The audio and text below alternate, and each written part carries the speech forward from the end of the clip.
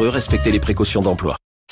Le Grand Matin Sud Radio, 7h-9h, Jean-Jacques Bourdin. Guy Carlier est avec nous comme tous les vendredis, c'est un immense plaisir. Bonjour Guy. Bonjour Jean-Jacques, bonjour Arlette, bonjour à tous. Bon, je dois reconnaître, mon cher Guy, que ces derniers temps, l'actualité ne vous facilite pas la tâche, et plus particulièrement cette semaine, où trouver, plus particulièrement, c'est un pléonasme, je ne veux pas le faire, et particulièrement cette semaine, où trouver dans l'actualité de quoi rire s'apparente simplement à une mission impossible.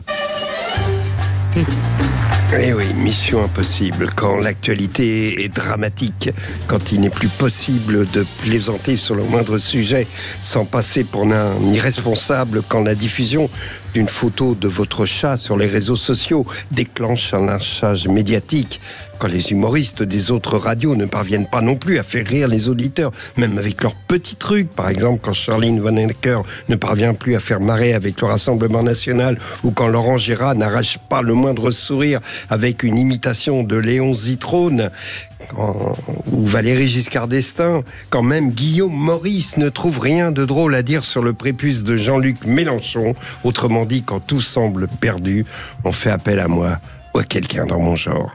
Je vais vous révéler mon truc. Avec l'expérience, j'ai développé une technique imparable pour faire rire les semaines où l'actualité est plombante. Je vous donne mon truc. Je plaisante et je chambre l'invité de 8h30. Ah bon ? Parce que, bah oui, ça marche toujours. C'est souvent un chanteur, un comédien en promo, un type qui a envie de venir là pour se décontracter. On est vendredi, le gars il vend ses places pour son concert, oui. Il va jouer le jeu du mec sympa, on rigole, on se détend. Voilà, il a envie de s'amuser. Pour vous donner un exemple, je vous jure que c'est vrai, un vendredi matin à France Inter, j'ai réussi à jouer à Je te tiens, tu me tiens par la barbichette avec Marek Alter. Ah ça, il faut le faire quand même. Donc, oui. J'ai même dansé le slow avec Boutros Boutros-Ghali, qui était secrétaire général de l'ONU. Donc, là, oui, ça peut être n'importe où. Voyons voir qui est l'invité ce matin. Oui. Chez moi, là oui. Chemseddine Hafiz. Ah oui, d'accord. Donc, c'est le recteur de la Grande Mosquée de Paris. Oui. Ah oui, comme à Waterloo, Napoléon attendait Grouchy, il a vu arriver Blücher, j'espérais Danny Boone, et j'ai vu arriver le recteur de la Grande Mosquée de Paris. Vous avouerez que j'ai pas de peau, j'ai jamais gagné au tiercé. Ça va être compliqué de lui proposer de tirer sur sa barbichette. Il n'en a pas. Il n'en a pas en plus. Il n'en a pas en plus. Et puis de danser le slow. Enfin bon, bref. Donc on va oublier le recteur. Je vais plutôt vous raconter une histoire. Allez. C'était un jour où il faisait beau sur Paris, une matinée de printemps ensoleillée, comme aujourd'hui, un de ces vendredis, où on roule doucement, en songeant au week-end délicieux qui s'annonce. Je longeais en voiture les jardins du Ranelagh à Paris. Je ne sais pas si vous connaissez, c'est un très bel endroit. Il y a des nounous espagnols qui promènent les enfants, des femmes des beaux quartiers, des jeunes qui jouent au foot, des ados qui jouent au foot torse nu pour profiter du rayon de soleil. Et donc je volais à la vie un de ces instants de bonheur quand soudain j'ai vu devant le capot de ma voiture une poussette d'enfants qui s'engageait dans un voyage, dans un passage protégé. Ouais. J'ai pilé, je me suis mis debout sur le frein, j'ai réussi à piler juste à quelques centimètres de la poussette et j'ai engueulé cette femme. Cette bonne espagnole, j'ai été vraiment odieux, je lui ai dit des mots terribles, on a dû entendre mon putain de l'autre côté de la Seine, je suis descendu comme un fou de la voiture et j'ai honte à le dire, je l'ai insulté violemment en la traitant de connasse ibérique, en lui disant qu'on ne devrait pas confier des enfants à des nurses aussi bêtes, enfin... Gardait la tête baissée sous le choc, humilié, et tétanisé par mes cris, je me souviens... que sur le mot connasse, elle releva lentement la tête et je m'aperçus que celle que je prenais pour une nounou espagnole était en réalité Fanny Ardant. Et que cet enfant dans la poussette était la fille qu'elle avait eue avec François Truffaut qui venait de mourir donc un an plus tôt. Alors je bafouillais, je lui ai demandé d'excuser ces mots qu'on ne peut pas dire à Fanny Ardant. Je passais un quart d'heure à m'assurer que tout allait bien et je suis reparti. La personne qui m'accompagnait dans la voiture m'a dit « Mais si ça avait été une bonne Espagnole qui promenait le bébé, tu n'aurais pas regretté ces mots-là ?»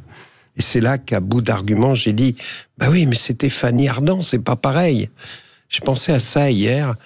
lors de l'audience de Gérard Depardieu, lorsque Fanny Ardant est venue dire, c'était un ami, et elle a expliqué que elle n'avait jamais assisté à des gestes déplacés, à des mots déplacés de la part de Gérard Depardieu à son égard. Bah oui, mais c'est comme moi à mon passage piéton, parce que c'était Fanny Ardant. Et finalement, j'aime beaucoup cette femme, j'aime beaucoup Truffaut, j'aime beaucoup Depardieu. Elles ont fait tous les trois un film qui s'appelle La femme d'à côté, qui est sublime. Ah oui, sublime. Et pourtant, hier, elle m'a déçu, parce que c'était un problème de classe. On a le droit, donc, de glisser la main dans l'entrejambe d'une habilleuse, d'une petite main du cinéma, d'une fille qui essaye péniblement d'atteindre ses heures d'intermittent du spectacle.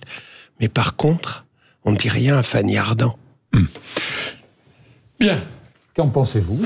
Vous avez une réflexion autour de la chronique de... Non, j'ai juste une remarque sur l'avocat de Depardieu. Jérémy Assous ? Oui, franchement, ce qu'il a dit hier était insupportable. Ça fait 2 fois qu'il me pose un lapin, moi.